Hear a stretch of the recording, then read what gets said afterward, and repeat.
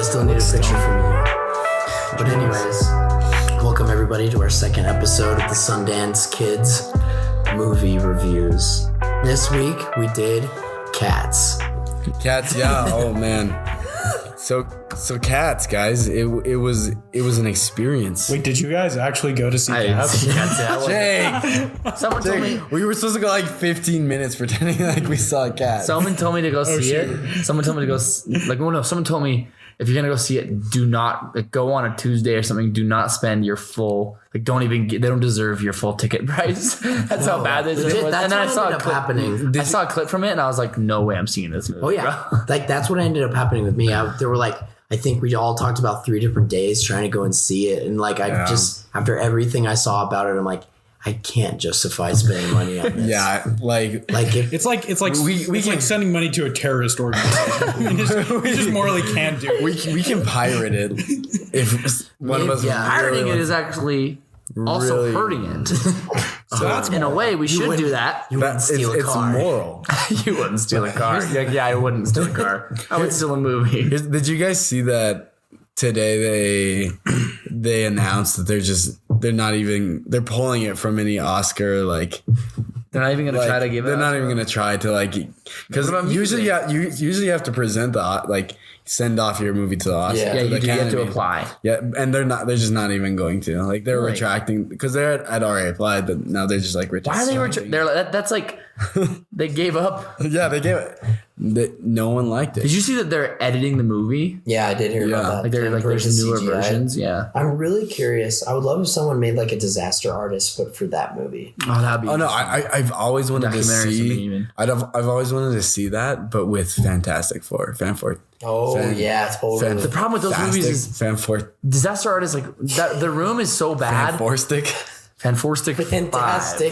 The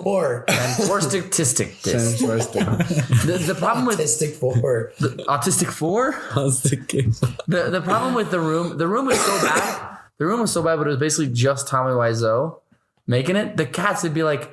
They'd be like, have to interview the 1,000 computer people that worked on it, right? Yeah. Like either that or just like the team lead or the director, the person who's in charge of the art direction.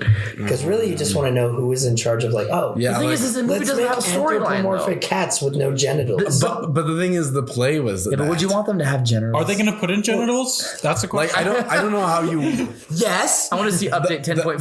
The bad idea was let's adapt Cats. I think the bad idea was let's make a musical called Cats. That's the first one. We're going back. But the thing is, I don't like Frank Lloyd Webber. No, that's Frank Lloyd Webber. I don't like Andrew Lloyd Webber. I think his musicals suck.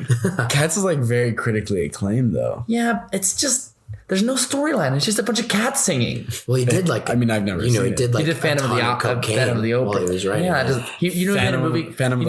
He made a musical. It's just like Cats, but it's called Trains, and it's literally. I'm not even kidding you. You can look this up. It's people. But they're anthropomorphic trains, dude. What? No, yes. I watched that as a kid. Thomas the Tank Engine. No, I can't even. It's so bad. And the storyline is terrible, dude. All right, while you look it up. What if it was just Cats? It was the same exact thing as Cats. It's just they took out the word It's cat. called Starlight Express. It's not called Trains. Okay. Okay, that's a little better. Okay. Real talk. Okay. They're trains. It sort of looks like the set of Power Rangers. Real talk though. For a split second, I thought this was the Aristocats.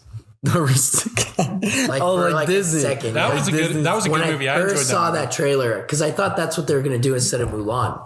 No, I mean that totally could come on Disney Plus. I mean, they did Lady and the Tramp on Disney Plus. I feel like I don't know if Disney will play with that after Cats though. No, but it's not even the same. They just recycle scenes from Cats and then rename it. Who made Cats? Who is the publishing company? Tom Hooper. I'm not. Tom Hooper's done good movies though. I know, but I love The King's Augie, get out of here. Tom Hooper's interesting. He makes here's the thing. His movies are really sick. Yeah, I'm not huge. Thanks, Jake. I think Les Mis is good because of the source material. It's good. Yeah, but that actually has a plot. What company made? What was the? I don't know. Who was it? WB? No, I don't think so. I don't know, dude. They're gonna go out of business though. Oh, they're probably not, but it made $6 million out of a $95 million budget. Well, that was just in the first week. That's true.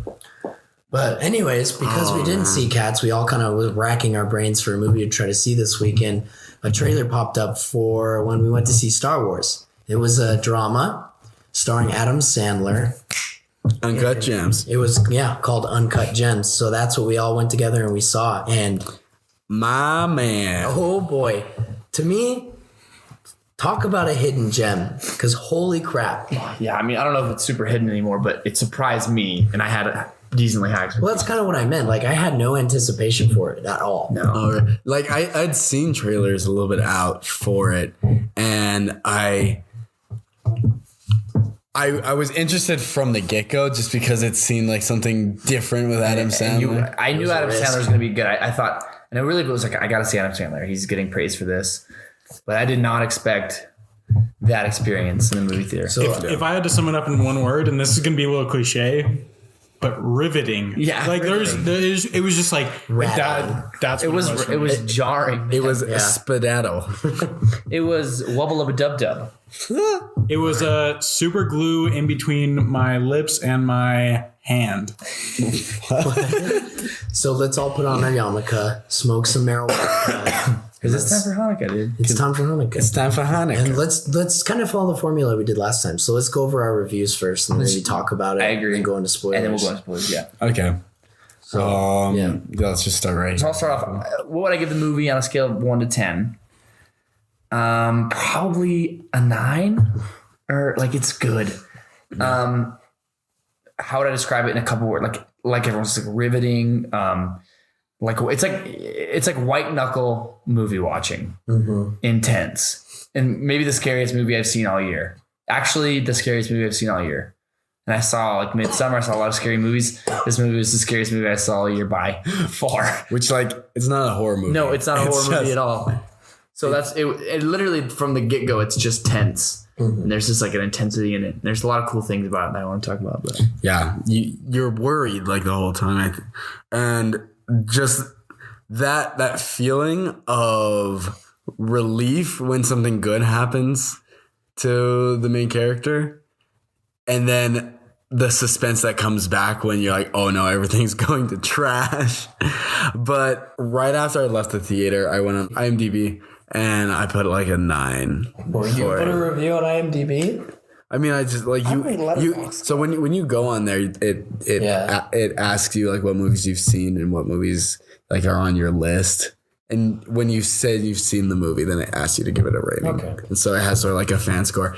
On there, it was like 8. Like it only had 8. yeah, the fan scores are bad. 8.1. Even the best movies on there have like I think really low 9s. IMDb's or are pretty 8s. critical with their movies. And I don't really like. But I think don't like it's all just fan. Yeah, and their fan vote says that Shawshank's the best movie ever. Yeah, that's true. What's the one. I think what's the Godfather's the best What's the movie. Rotten Tomatoes? Or score? no, wanna say God Can't 94. Finish number 2. 94. It's I wanna high. say. It's not fun. Oh, that's pretty But I good. mean, Rotten Tomatoes is weird this year. It has been. But, Screw Rotten So you gave it a Tomatoes. 9. What about you, Jake? I mean, I'd have to. If I were to rate it on IMDb, I'd give it a 10. But like, just I think it deserves a 9.5. I think it's a 9.5 film. Yeah, there's not a lot of flaws. It's, I mean, just the overall theme of the movie and how it's supposed to make you feel, how they meant it to make me feel, they did it. You're right. That's a good point. And so like, I mean, it's not like a comedy, which that's probably my favorite genre. I like stuff that makes me laugh. So like, that's why I wouldn't give it a 10 because it's not my favorite genre. But for what they were trying to do, I'd give them a 10 out of 10. But for this, I'll give them a 9. Yeah. I think there's not a really time where you're like not engaged, right? Yeah. And that was, I think, one of my biggest, not criticisms. One of my the opposite of criticism. One of my favorite things about like Rise of Skywalker was that it's not perfect, but there's not really a point where you're not engaged. And I think this movie did a really good job at that. Yeah. Like feeling really just like the whole time through. Yeah. Really into it. Yeah, for sure. Totally. Nick? For me, let's see. It's tough. I want to say like a 8.8. Like, I don't know if I want to go for a full 9 because to me, like a 9 is like, Blade Runner material. Yeah. I mean, But like, it's like I said last time, when I said movies a 9, I mean, there's only like, that rating would be there's 10% of all movies are still better than that movie. Yeah, that's a good point. And so when you think about one like that, you're like, okay, if I really enjoyed this movie, then I would put it like, if that movie even makes your like top 25 list, then it's gonna be like pretty much a 10. I would say it's for sure like a top 5 movie of the year for Like me. it's it's Like if I'd say it's a Blade top Runner were to 3 be a movie 10, of the year. Then this is like an 8.8. Yeah, I agree. Yeah. Well, like, and the reason why I just wanted to touch is because the whole film, the entire 2 hours and like 15 minutes running of this film, I was never comfortable. Yeah, But like, and that's what they wanted. exactly. Like I was so like, I went from being just completely like not grossed out, but like just squeamy, like being all squeamish in my seat to downright like on the edge, like what is gonna freaking happen? And I think that was one of the reasons why I rated it so high. Like the whole effect that I think that the reason why I give any movie a high score is just what it makes me feel emotionally. Yeah. And there were so many times where I was, and especially movies that make me smile. Like a movie this year that I'd rate really high that never made me smile. Actually, there was a couple times that it made me smile. I can't say that it didn't make me smile. Yeah, but you're right though. It's that movie's not. But like you leave Joker like, Yeah, maybe an emotional resonance. but when you leave this movie, I was just like hyped. Yeah, you know? I agree. And there were so many times where I was just looking at you guys. I was like, boys, There was a couple times where you were the row behind me, and I turned around to try to get your attention, and no one looked back. But I turned looked around back and at you so many times. I I looked at you. Nick was the only one in the back row that would look back. I looked, Yeah, and because I I was was sort of adjacent. just like smiling. Junior was with a girl, so he was like just making out with her the whole time. Hey, I didn't make out in that movie. but like, let me There's tell you. no way you I paid could, dude. attention the whole Let time. me tell you, I think so. After kind of thinking about it, they did a couple things that really made it work.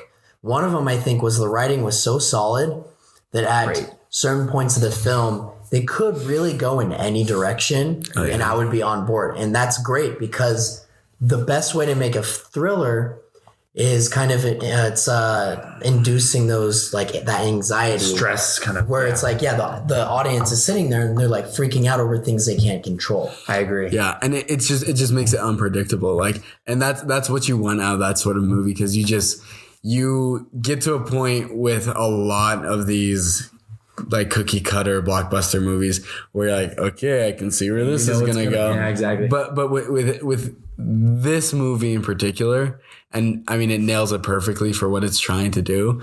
At any point you're like, is he going to leave her? Is he going to like kill someone? Is he gonna like, try to get vengeance? Is he just gonna give up? There Is was he gonna- Exactly. I was early in the movie, maybe 10 minutes in, I looked at my buddy next to me and I said, I have no idea what is going to happen. And I didn't feel like that once in like Avengers, even Star Wars. I was like, I kind of know what's going to happen. No, in Star Wars, you know what's good. And it worked well in that sense, but I remember going like, this is, and it's funny because I'm kind of a little bit of a movie talker, like not crazy, but once every 10 minutes or so, if I see something I like, I come nearly ever and say, look at that. And I totally am too. Nick and I like sit next to each other in movies all the time. We always look at each other like, hey, what's that? But this movie, for almost the entire movie, I was like, I couldn't even look. I couldn't even like say a word. Like I look at people and just smile and go like, but I couldn't even muster up what to say because it was so gripping. Yeah. And here's the thing with that too, is there's always a caveat.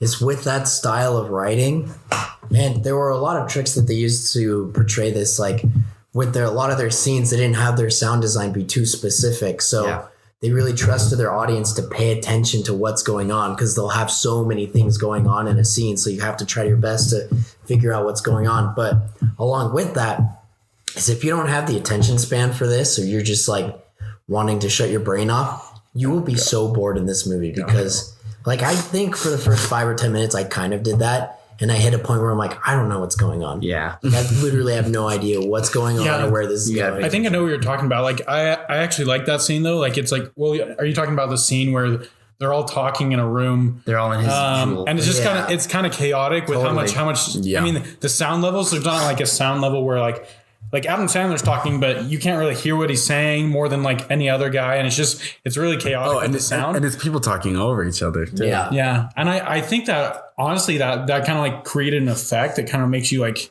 you're like, what's going on?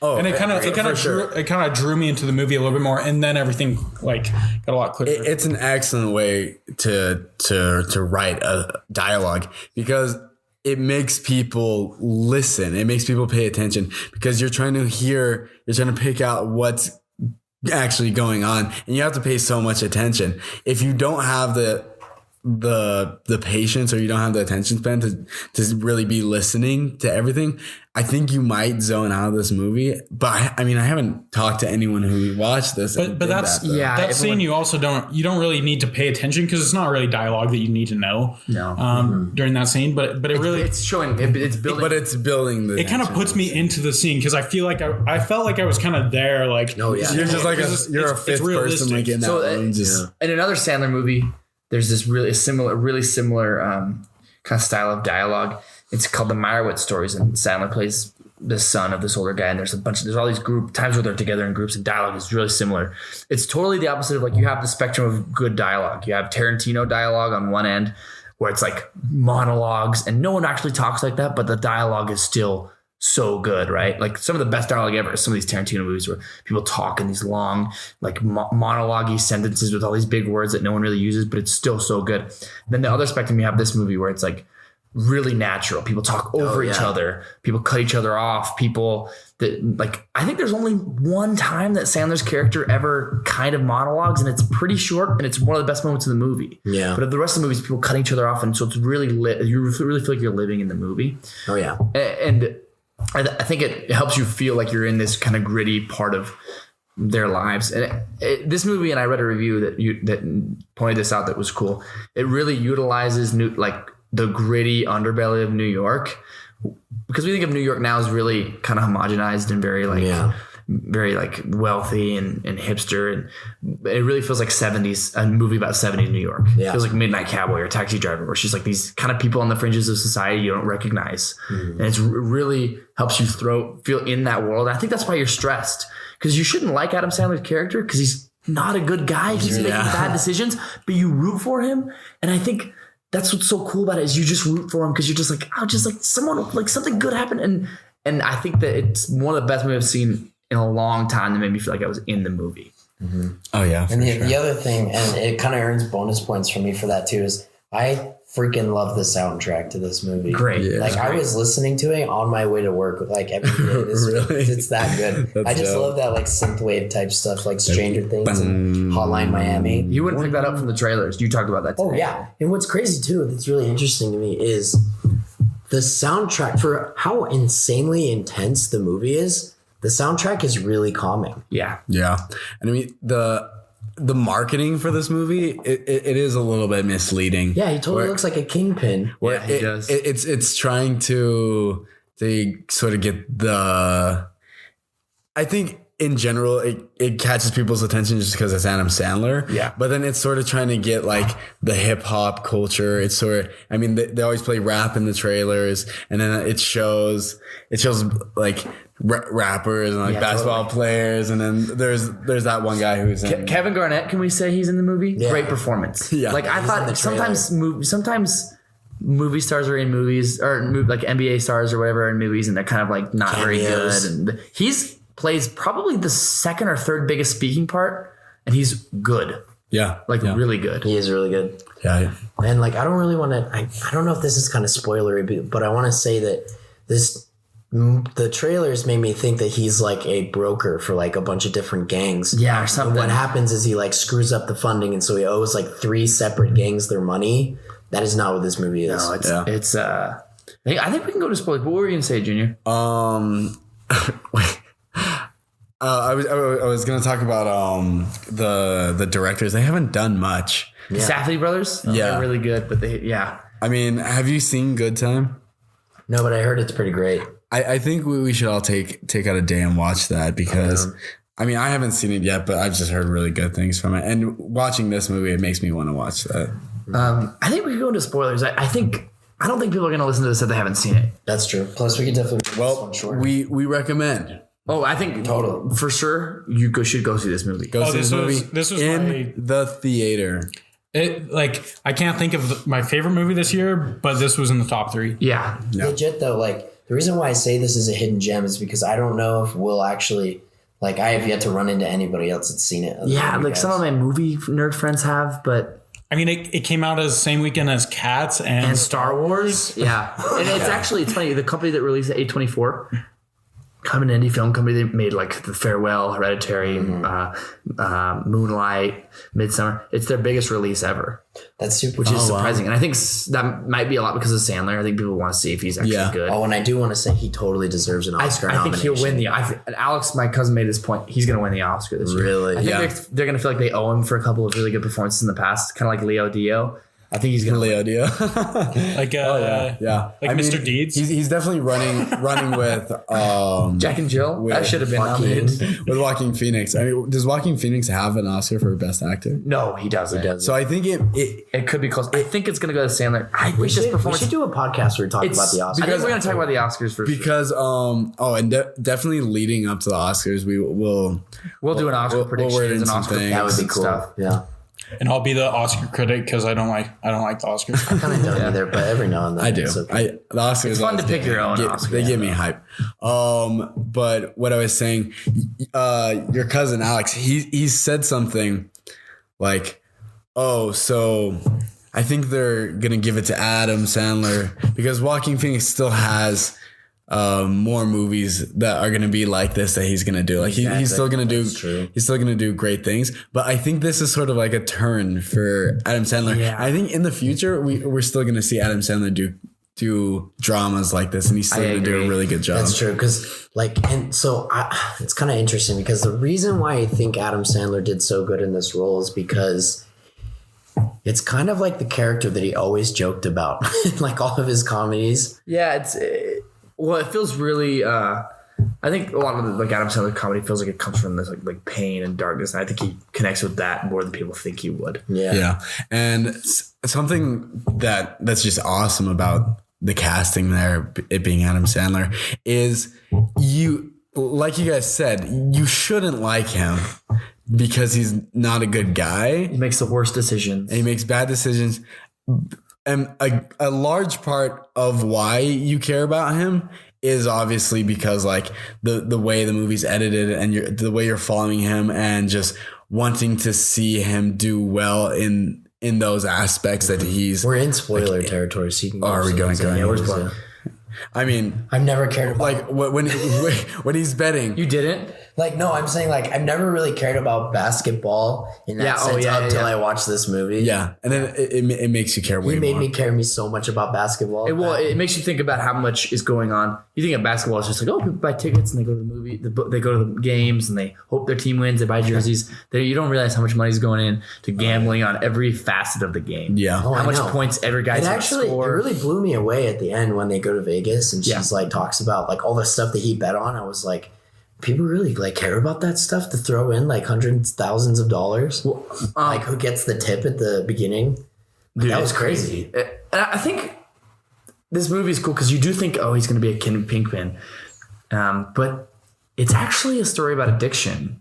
Oh yeah. And I think that a little bit of, and I read a review that was so interesting to point this out, is a little bit of why it feels so stressed is like when people are addicts, they thrive in stress. Yeah. They thrive in like when the nerve endings are all, because the nerve endings are all frayed from overuse of drugs and alcohol. So they thrive in this stress. And like the movie, he never panics. That's the whole movie, except for one scene, he kind of breaks down, but he feels in control of everything when he's stressed out. And it totally puts you in the mindset of an addict. Yeah. So cool. Yeah. And he honestly is so great. Like, because I always thought Adam Sandler was pretty funny. Like, sure, his last couple comedies are stinkers, but yeah, but no, they're when he's funny in this movie, he is super funny. Yeah, and I mean that's the point I was trying to get to earlier. Just a huge chunk of the reason why you like him so much. It's just it's Adam Sandler, and it's like it's casting. It's hard to look at that face and be like,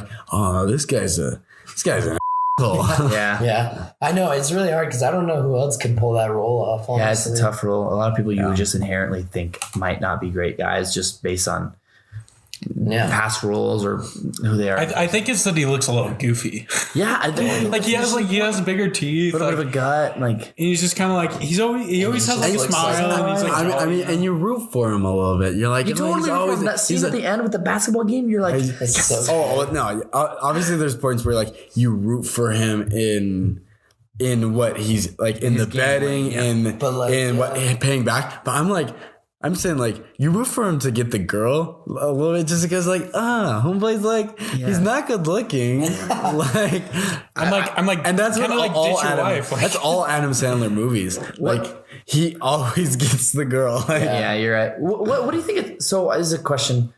I want to talk about this because my friend texted me this who had seen it and he's made really good points. But what do you think the movie means? Like, what is it saying? Because I think a few things it's saying is like people get stuck in cycles of addiction and they either sometimes they make it out, but usually they keep being addicts until they die because of it, right? I think that's or one like thing die physically or die metaphorically. Yeah, Maybe it was never owe a Jew money. yeah. Well, as a Jew. Yeah. I think it was interesting too that anyone. Alex made this point. I feel like we just need to have Alex on. He's so good. I know. I thought he was so coming. smart. Alex made this point that where is he? The movie, he's at home, probably his parents' house. The movie makes it starts off with this weird psychedelic beginning when you look into the rock, and that's how it ends. Yeah. When you look into the bullet wound, right? Yeah. And it feels like in between that, it's trying to tell you something, and it's like the movie's deliberately saying, here's chapter 1 and here's the end.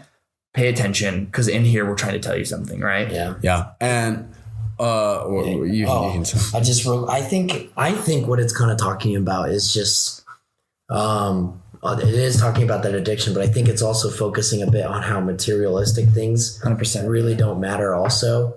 Because like at the end of the movie, right? He gets all the bets right and he wins at like $1 million. He got the girl back. And even his brother, or not his brother, his brother-in-law, Arno, you hear him, who he owes money to, he's like, oh my gosh, you freaking did it. Yeah. And so like he was going to forgive the debt. Obviously he was going to be able to pay it back because he had $1 million. None of the millions of dollars that he won mattered when the bullet went through his head. Exactly. Yeah. Because he died at the end still. My friend. Okay, how'd you guys feel when that bullet entered his head? It was. I was so like, I felt like I had my heart ripped out of me. I did too, but it also happened. It happened I didn't. I thought that the movie. Here's what I thought the movie was gonna say. I thought he was gonna win, pay him back, and at the end he was gonna use a bunch of money he won to place another big stupid bet. Yeah. Like I literally thought gonna end with that. I thought it was like it's gonna end. The cycle's gonna keep going, but the way it ended was great. I loved it, and you know what? And sorry to cut you off, but that's kind of where I'm talking about because at that critical scene when he has them locked in the bulletproof glass case and he's making the bets, they could have ended the film like 6 different ways there. Yep, and they all would have been viable. Yeah. So at that point, you're sitting there like, what's going to freaking happen? I'm on the edge of my seat. It felt like they teased me with predictability a little bit. Like it felt like any other like cheaper movie or any movie made by like worse writers, he would have gotten colon cancer, right? Yeah, right? No, totally. That was, and it's almost like they tease you where it's like, oh my gosh, is he going to also have colon cancer? And then he's going to just like do a bunch for his family and be redeemed? Nope. No way. It teases you with that. It's like, and he's like, it's all good. You don't have colon cancer. So interesting. Yeah. So good. Oh, so something hilarious when it was that first part shot where it's going in on everything and it's inside the gem.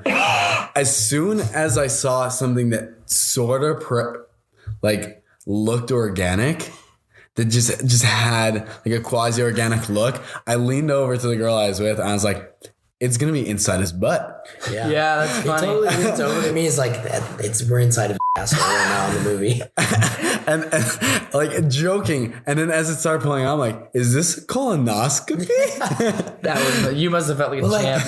I kind of knew. So you know what you do. You've been known to know what men's assholes look like. Hey, do I? Got him. But like my prediction at the end was that the Russian guy was just going to kill him no matter what because... Was he Russian? I don't know. I don't think he's Russian. I think he's Russian because I think it's the guy from Rocky 3. No, it's not. It's not. I think he's Israeli. It's not Ivan Drago. He's just Jewish. That's Rocky 4. Oh yeah. But sorry, I just want to finish this thought. But the reason why is because like the whole movie, he wanted to kill him, but he didn't because of the money, because of the money. And you can tell at this point, he's like, I literally don't care what my boss says. Yeah. I'm going to freaking kill this guy because I'm so fed up with this crap. Oh, yeah. Put me through. You see him get pushed to the edge, really. And so that's why I think it's so interesting. And that's the message about the materialistic things is like, at the end of the day, that won't stop me from dying. Yeah. And also, I think something that this movie does well, that is something that I love to see in crime movies. Something I think, and I'm going to tie it to Cidade de Deus, City of God, is in these sort of movies, I love when it ends with the idea that none of these people matter. Yeah. Because what that terrible thing that's going on, like the criminal aspect of what's going on is going to continue. Yeah. Sicario has a feel like that. Oh, yeah, totally. Yeah. Well, so this is a totally similar topic about, what is it saying? My friend texted me. He saw it in Arkansas and he texted me the next morning and he's like, so Uncut Gems was fantastic. And he said this to me. Tell me what you guys think of this. Because I think he's correct in a lot of ways. He said it's a modern spin on classic Old Testament maxims. And it's about idolatry in ancient Israel. Oh. And I was like, well, and it's interesting. Both the writers and directors, the Safdie brothers, both Jewish. Adam Sandler's Jewish. Every non-black character in the movie is Jewish. Idina Menzel, his dad, all those actors are Jewish, except for the helper guy that kills him. What about the one girl? I don't know. I don't think she's Jewish. So that's why he said probably has the fakest I've ever seen. Oh, but it is nice. Like it's nice, but it's so no comment. It's so obvious. Like it's a perfect fake. Yeah. Like it literally, like a split second, I thought it was like maybe the production crew or something added on prosthetics for the movie. There's so that's an interesting take. Is she's not Jewish? She's Hispanic. Is she kind of like a modern Jezebel, right? And then there's a few things I noticed that were interesting. So his Jewishness, the Passover thing, right? Yeah. Passover it was a great scene, but he only went to Passover to stay with to show everyone that he was with his wife, right? They were still together, and then they're going to get divorced after, just to kind of keep up images. Yeah. But you could tell that he did have like tradition there, and exactly, and that's which was a contrast to his brother-in-law, who wasn't Jewish. Arno was just sort of like, think about the two people at that table who died at the end of the movie. Both ones not living up to their values, right? Yeah. It feels very Old Testament. A few cool things I noticed. Obviously, idolatry. Same thing with like presenting what you present to people is more important than who you really are. That's what the movie feels like. Those characters care more about what people think of them and how they look. Lot where he kind of lies to everybody about how rich he actually is. Exactly. Or like when I can't remember, but his little helper guy that brings people in to sell stuff. Yeah. He's like, where'd all the watches go? You told me you had like hundreds. Yeah, exactly. He's like, I'm just loaned them out. I'll get them back to you. Everything's more about what you present to people than who you are. And I thought it was interesting too. Kevin Garnett's character isn't using The Rock for like idolatry. He feels like he's using it because he has some spiritual connection to it. It's helping him be better at basketball. But there's so many cool ties to the Old Testament. He takes the fish, right? Which is one of the things that you can eat and a lot of Moses Jewish people can eat. Yeah. And he only used it to get that gem. And then he throws the fish to the side. He digs into the fish and he pulls out the rock, right? Yeah. So many cool ties to kind of like ancient Israel and like this guy who's totally a lost soul wandering in the desert. And he's totally succumb to like his like instincts and not being a better person for other people. He doesn't gamble and stuff because he wants to provide for his family.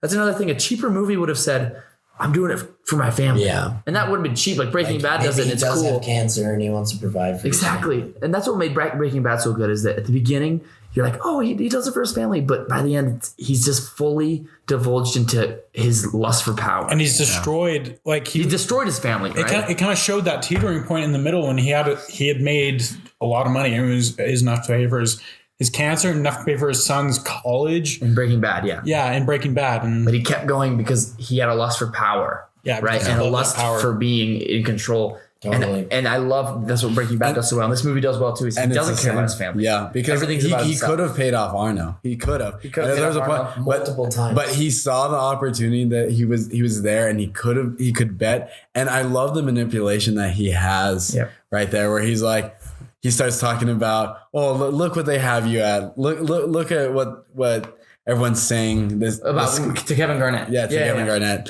Like look at. They don't think you're going to score this many points, right? Yeah. And so, but we're gonna show him wrong. yeah. And so he totally true. does.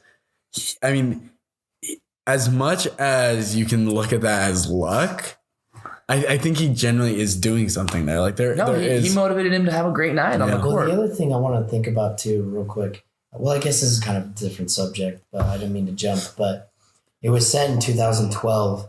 I'm trying to think, was The Weeknd popular in 2012? Not Or totally. did they just kind of... But I mean, they did mention that he was underground. Like the girlfriend, she said, like, oh, this guy's from Canada. He's going to get big. Yeah. Because I was trying to think, like, when did The Weeknd become big? I can't... The movie set in 2012. Did you? Yeah. What's cool is that the movie feels, it doesn't feel like because like the opening scene is in Ethiopia when they were mining gems in 2010, and then the movie was about 2 years later when he received it. Yeah, that's true.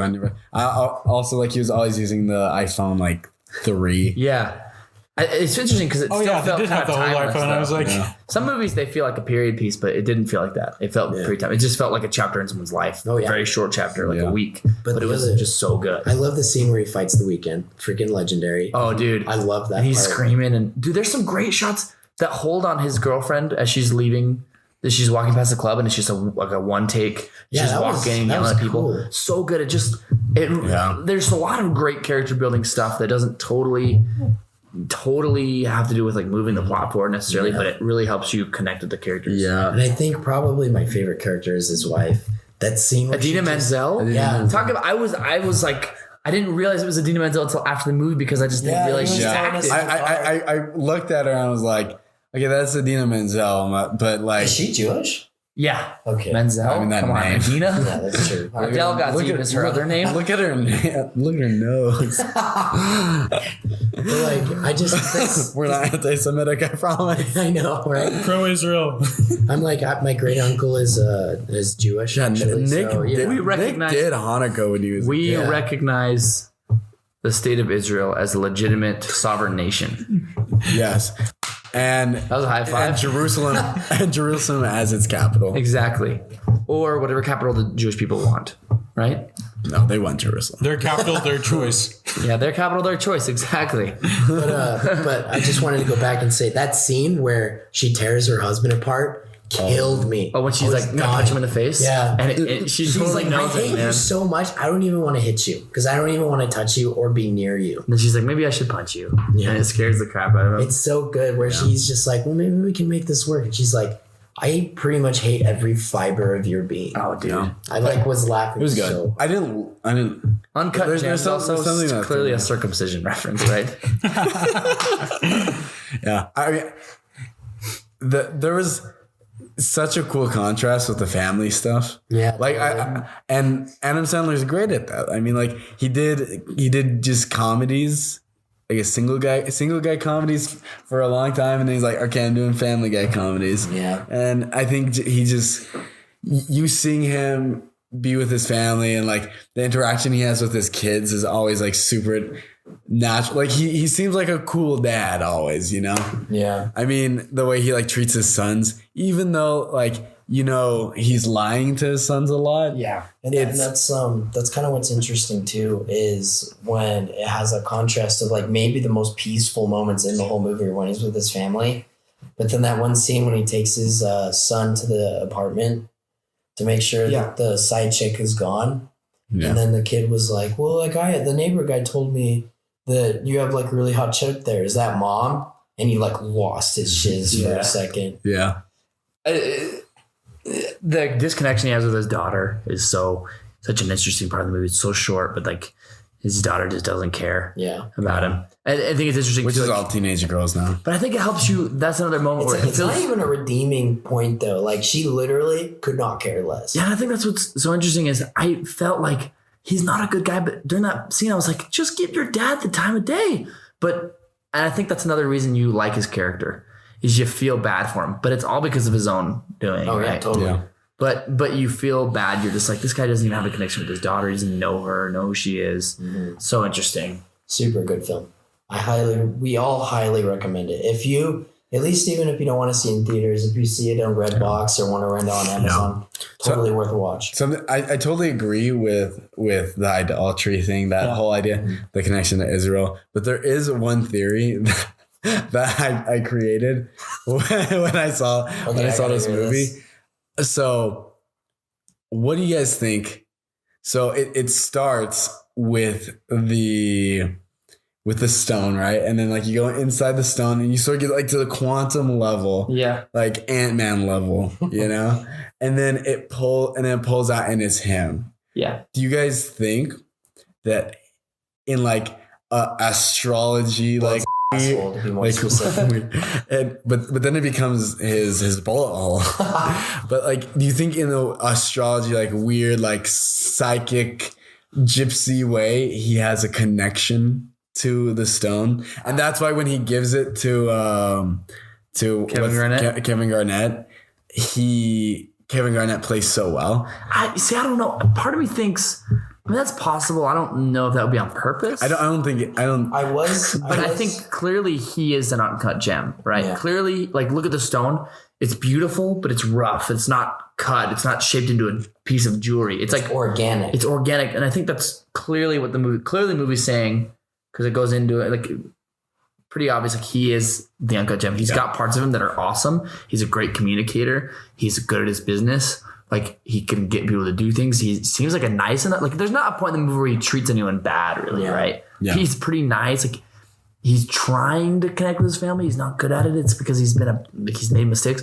So there's parts of him you like, but he's got addictions and he can't. He's lies, and so he's clearly like that sexting stone from closets. Yeah, he's a creep. He's a weird guy. That scene was kind of weird. It was so weird, but it was so funny. But it's clearly he's that stone, right? And maybe in a way, there's like a spiritual connection. Yeah, I don't think that because I don't believe in that crap. No, I don't believe in astrology. but like I did think like what if it is like some like stars aligned in that moment, the fact that the stone gets to him and the way it moves from like him to Kevin Garnett and like back to him, and there's just being some sort of connection with him and the stone. Like maybe after, because like Kevin Garnett seems to see something inside the stone, and he like looks inside the stone and he gets something out of it. Maybe after he dies, like that's gone, you know? Hey, here's something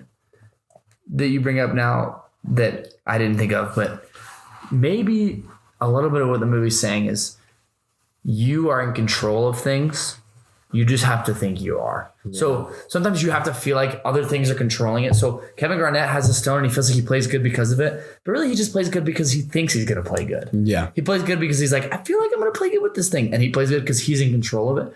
And Adam Sandler, a little bit, maybe it's saying like with addiction, sometimes you need something to believe in to feel like you can be better, right? Like sometimes people make fun of religion and they always feel like not all people, but a lot of people are religious, but sometimes like maybe it's a kind of an allegory for religion. Like sometimes if it really helps you, it doesn't matter if it's true, if it helps you be a better person and it helps you be happy, right? Yeah. And I think a little bit it might be saying that like the gem is kind of representative of just beliefs or like ideas. And if it helps you do better, then good, right? It doesn't matter how much it's actually worth, because the stone wasn't worth as much as he thought it was worth. It doesn't matter. If it made Kevin Garnett play good, it's worth as much as it is to Kevin Garnett, right? Yeah. Sorry. A big part of sports is just the mental side. Like that's most of sports. And so, I mean, once you get that mental block out, then he was able to play to the best of his abilities, because he's a talented athlete. Exactly. Yeah. What did you guys think about I forget the name of the actor. He was in Atlanta. I freaking love Get Out. He was in a lot. Yeah. Yeah. He was super good. I forget his name too, but he was great. I think he was one of the weak for me. One of the weak because Weaker characters written. Yeah. Maybe. like this movie. I keep on. I mean, we talked about Star Wars last week, and I was just like, I was sucking Star Wars dick. but So was I. but like when I do try to think about some things like critically, like things I didn't love about this movie, but I love this movie, but things I didn't love in this movie were his character.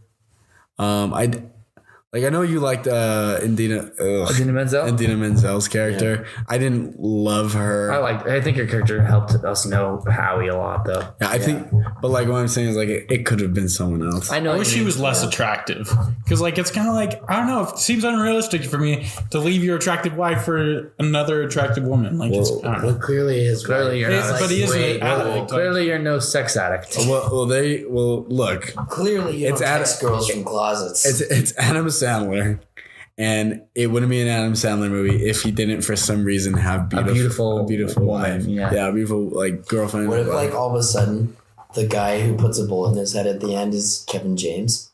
That would be great. And it was in the grown-up cinematic universe. It's in the grown-up cinematic universe.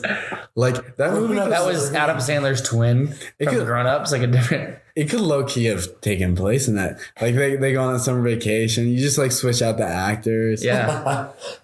Like he totally just because like while he's there he doesn't have to care about anything, like the mob stuff or he's like I don't want my friends to know I wear earrings and stuff. Yeah, and he just like I totally recommend everybody to just listen to the soundtrack of this movie. It's so freaking. I didn't really notice it, but I think it's just because I was too stressed out during the movie. But that's okay. Sometimes it doesn't have to be a distraction from the movie. Yeah. Like, it wasn't. The thing is, I think it was good, but I don't remember a single thing. Yeah. So I'm going to go listen to that. And even though this movie, it's very much like the suspense of the movie is not knowing what's going to happen. I think it's definitely worth watching again. Yeah, totally. Especially because of what we talked about earlier with those scenes where there's a lot going on. There's probably so much that we all missed. Yeah. Well, I think just to close out, I think we could all recommend this movie highly. I highly recommend it. And especially if you just want something that's like different, you know. And it'll surprise you. And I think Adam Sandler, I think it's the best performance of the year. Like single performance of the year, the best, and maybe not. It's tied with Joaquin a little Phoenix bit better, but he's right under Joker. It's close. They're both so good. This has been maybe the best year for movies that I can remember. I think the difference. Last year was so weak. The difference there is like the Joker, like Joaquin Phoenix in Joker. He is gonna win points for being the weird. Like you just wonder if they're gonna give it to a superhero movie, a comic book film. Yeah, you know? Yeah, and it might lose points for that. I hope they just do because.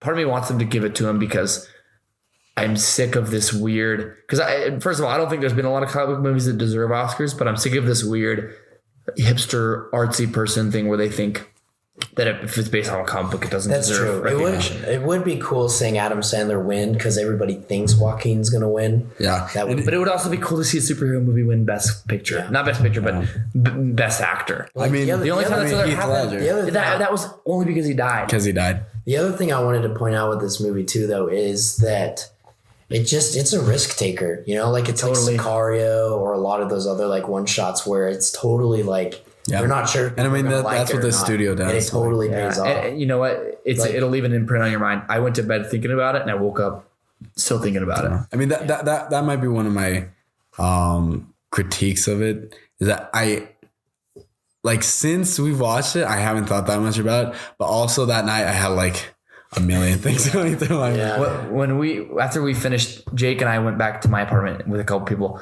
and we were going to watch The Mandalorian. It wasn't out for like another hour. So we were staying up for that, but we were so jacked up with like energy from that movie. Like I remember I literally, my heart rate was probably up for like another hour after the movie that Jake and I were like trying to get our energy out or something. So we just boxed each other for like, we did only body shots, no face shots. And it was pretty fun. I won. I won. And keep in mind, Jake's got some pounds on me. He's a bigger guy. Cute. And I definitely won.